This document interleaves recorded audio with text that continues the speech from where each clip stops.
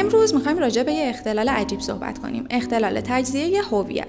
اختلال تجزیه هویت چیه؟ اینه که فرد میاد هویت‌های مختلفی رو درون خودش جا میده و ممکنه که هر کدوم از اون هویت‌ها اسم خودشون، رفتار خودشون، سن خودشون و حتی صدای خاص خودشون رو داشته باشن که نسبت به بقیه متفاوته.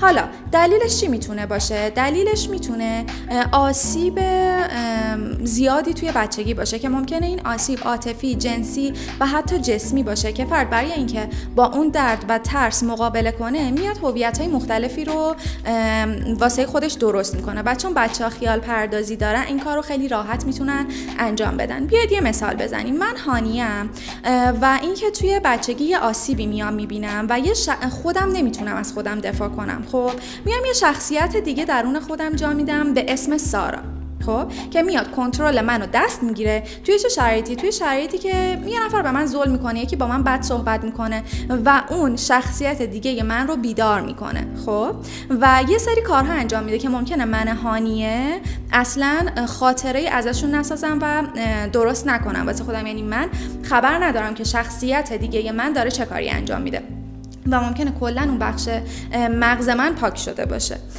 حالا درمان داره یا نه؟ بله درمان داره، اما درمانش طولانی مدته و نیازمند رابطه قوی مراجع و درمانگر هست که اون درمانگر باید طی جلسات شخصیت ها و هویت های مختلف رو شناسایی کنه، بررسی بشه که این فرد چه آسیب هایی دیده که این اختلال براش به وجود اومده، تلاش بشه در راه اینکه اون هویت ها با همدیگه ادغام بشن و یکی بشن و فرد دیگه برای مقابله با چیزها و مشکلات مختلفی که توی زندگیش براش به وجود میاد خودش بتونه از پس خودش بر بیاد، یک شخصیت واحد نه چند تا شخصیت متفاوت.